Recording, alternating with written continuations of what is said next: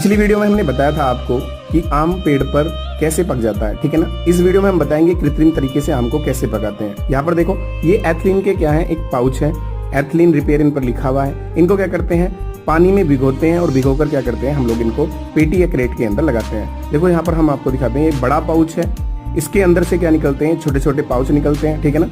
अब जो हम अगर बात करते हैं आपसे, देखो यहाँ पर इससे क्या है, अन्य फलों को भी पकाया जा सकता है। देखो यहाँ पर फल दिखा रहा है बहुत सारे, इनका ही हम यूज करते हैं आम को पकाने में।